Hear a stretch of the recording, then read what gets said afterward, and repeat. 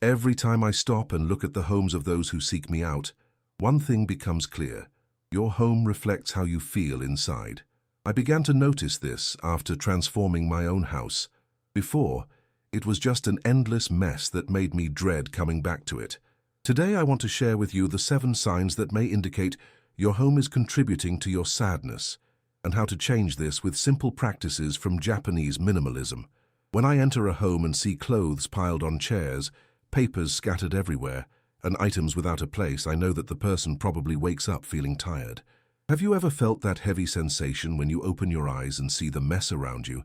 I felt that way every day, until I discovered that in Japan, homes are treated as extensions of ourselves. When they are cluttered, our minds become cluttered too. The first sign is a cluttered entrance. Shoes scattered, bags thrown around, mail piled up. This is the transition point between the outside world and your personal space. When it's messy, you carry the weight of the day inside. I started my transformation right there by creating a small, low piece of furniture where I only place the shoes I wear during the week. The others are stored away. I added a small box for keys and another for mail. It was like creating a filter for my home. Only what truly matters comes in. The second sign is covered surfaces. Coffee tables that you can't even see the top of. Kitchen counters without any free space. Nightstands piled high. When all surfaces are occupied, there's no room for anything new to happen. I realized this when I tried to study at my desk covered with things and ended up giving up. I started following the 50% rule. Half of any surface must be clear. This created breathing space in my home and in my mind. The third sign is the stack of dishes always present in the sink. It may seem small, but it's a significant thief of motivation. Every time you walk through the kitchen and see that pile, a little bit of your energy drains away. I've adopted the habit of never going to bed with dirty dishes. No matter how tired I am, I wash everything before hitting the hay. It only takes about 10 minutes at most, but the feeling of waking up to a clean kitchen is worth every second. You wake up to possibilities, not overdue obligations. The fourth sign is the drawers that won't close properly. One day I opened my drawers and realized I was just shoving clothes inside instead of organizing them. I emptied all the drawers onto the bed and only put back what I used frequently. The rest was donated. I discovered I needed much less than I thought. Now, each drawer has a clear purpose and nothing is crammed in there. When I open a drawer and see everything organized, I feel like I have control over my life. The fifth sign is the cabinets you avoid opening, the ones that drop something on your head when you do. I had a cabinet like that in the kitchen.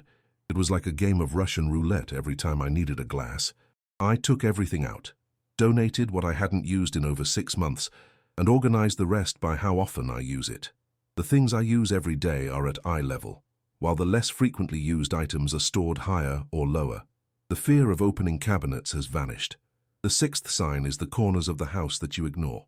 That corner of the living room with the box from the new TV that you still haven't thrown away, the space behind the door with bags hanging. These are blind spots that drain your energy without you realizing it. I started to look at those corners directly and tackle one each week. It's surprising how these little neglected spaces can affect the overall feel of the house. The seventh and final signal is the most important. Not being able to find what you need in 30 seconds. If it takes you longer than that to locate important documents, your car keys, or that specific shirt, your home is working against you. I created a simple system. Similar items are grouped together, and each item has its fixed place. It may sound basic, but it completely changed my routine. I no longer waste time searching for things, and it has freed up mental space for what really matters. But how do you turn these signals into practical solutions? Let's start with the basics. The 3-box rule. Get 3 large boxes and label them as keep, donate, and throw away. Start with one room, or better yet with a section of a room, like a shelf or a closet. Take each item and decide on the spot which box it belongs in. No middle ground, no maybe later. This quick decision-making trains your brain to be less attached. When I started this process, I was shocked by how many things I had kept just in case. Clothes that no longer fit, broken appliances that I one day planned to fix, gifts I had never used but kept out of guilt. Each item that went into the donate box felt like lifting a weight off my shoulders. After going through this initial sorting, the most important part comes next. Creating systems that work for you. It's pointless to copy exactly what works for someone else. For example, I loved those kitchen drawers all divided with organizers that I saw online. I bought several, but I realized that for me it was better to have fewer dividers and more flexible space. I adapted until I found what worked for my routine. A habit that transformed my home is the one in, one out rule. Every time I buy something new, something old has to go. This has made me think twice before every purchase. Is it really worth it? Am I going to use it often? Is it quality enough to last? This simple practice has drastically reduced the accumulation of things and improved the quality of what I own. Another practice I've adopted is the 5-minute rule. If something takes less than 5 minutes to do, I do it right away. Did mail arrive? I'll immediately open it, throw away what I don't need, and file away the important stuff. Did I take out the laundry? I'll put it in the basket or hang it back up on the hook. These small actions prevent the build-up that later becomes a huge task. The kitchen deserves special attention since it's where many of us spend a considerable amount of time. I've reorganized my kitchen based on how frequently I use items. The things I use every day are easily accessible. That cake pan I use 3 times a year. It goes to the top shelf. This has freed up a lot of useful space and made meal preparation more efficient. The bathroom was also a source of stress. I had too many products, many of which I didn't even use properly. I cut down to the essentials and organized everything by category. All hair products together, all face products together. I created a small box for samples and travel products to prevent them from getting scattered everywhere. The feeling of using an organized bathroom in the morning sets a completely different tone for the day. In the bedroom, the closet is usually the biggest challenge. I turned all the hangers in the same direction, and after wearing an item and washing it, I would turn the hanger the opposite way. After 6 months, it became clear which clothes I actually wore and which ones were just taking up space. It was an eye-opener to see that I was only using about 20% of what I had. Speaking of clothes, I stopped organizing by type, all the blouses together, all the pants together, and started arranging them by occasion. Work clothes together, home clothes together, clothes for going out. This made daily selection much quicker and reduced that pile of tried-on and discarded clothes on the chair in my room.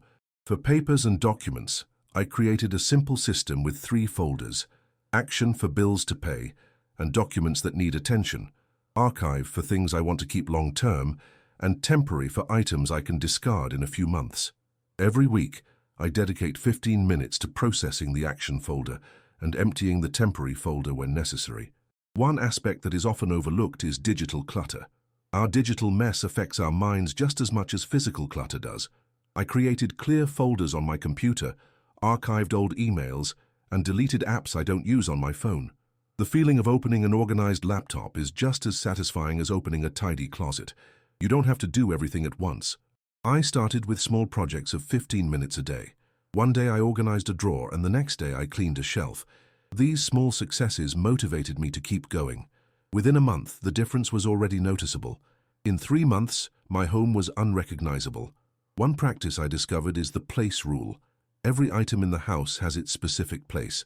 When I finish using something, I return it to its place immediately. At first, it required conscious effort, but over time it became automatic. It's liberating not to have to search for things. Another important concept is understanding the difference between tidying up and organizing. Tidying is putting things in their place. Organizing is deciding what the right place is for each item. Many people tidy up without organizing, and soon the mess comes back. When you create systems that make sense for your routine, tidying becomes much easier. I also learned the importance of empty space. At first, I had a tendency to fill every free space with something else. Now I appreciate empty spaces. A wall without pictures, a table without decorations, a shelf with just a few books. These empty spaces provide breathability for both the home and the mind. For the kids, I created simple systems that they can maintain. Large, colorful boxes for toys, labeled with images of what goes inside. Low hooks for them to hang their backpacks. Accessible shelves for books.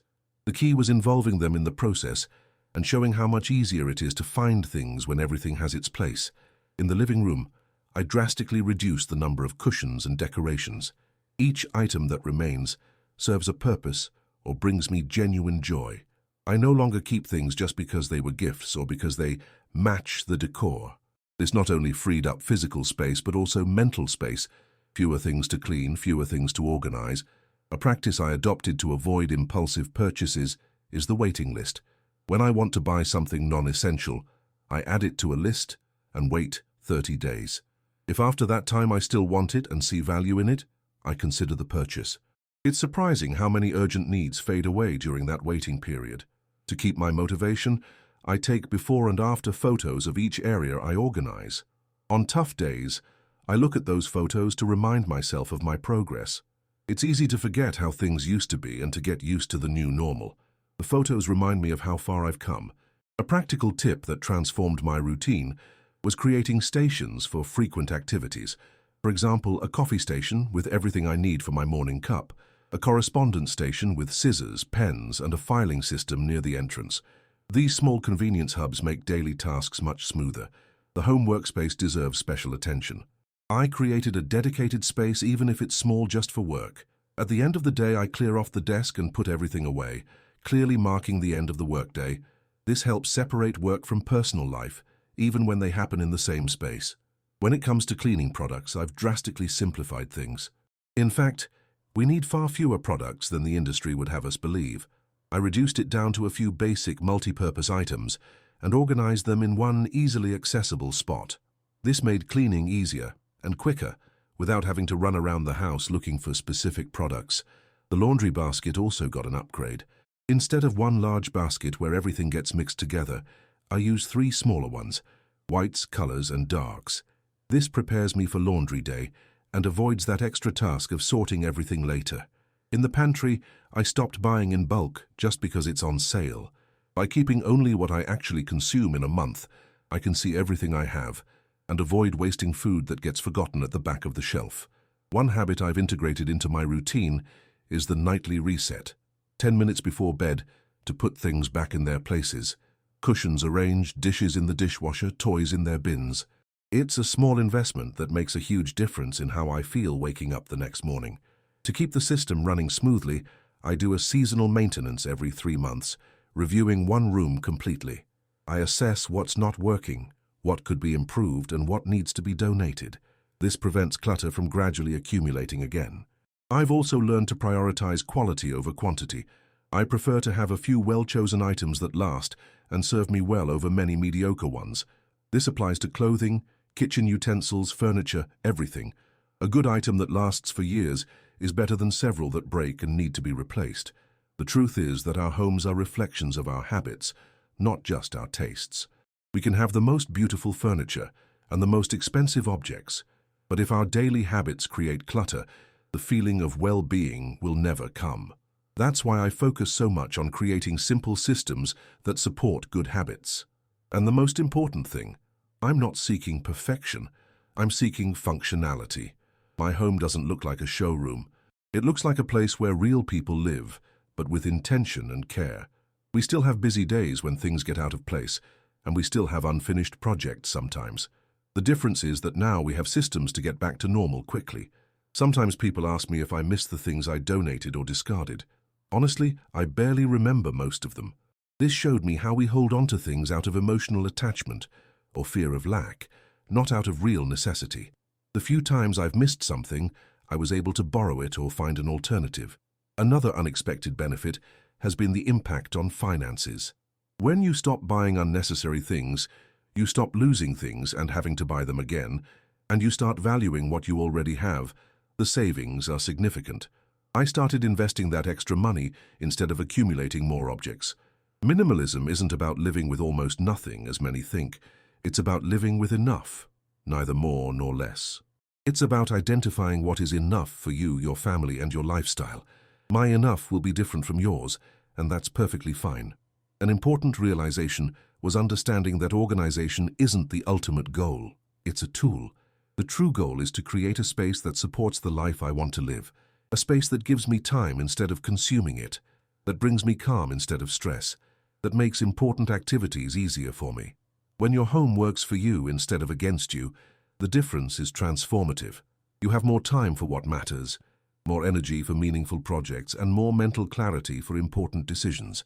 Don't underestimate the impact your environment has on every aspect of your life. If you recognized your home in any of the 7 signs I mentioned, don't feel bad. Acknowledgement is the first step to change. Start small. A drawer, a shelf, a corner. Celebrate each small victory. Consistency matters more than perfection. The journey to an organized home isn't about following strict rules or copying decor styles. It's about creating a space that specifically works for you and your family, that reflects your values and supports your goals. When we achieve this, the home becomes much more than just a place to store things. It becomes a sanctuary, a recharge point, a place where we want to be. And remember, your home does not define your worth as a person. Having a messy home doesn't mean you're disorganized by nature or that you failed in some way. It simply means you haven't yet found systems that work for your lifestyle. With small, consistent adjustments, this can change completely. Share this blessed video so it can reach and help others, like you and me. Don't forget to click the subscribe button if you haven't already. Thank you from the bottom of my heart for being part of our faith community.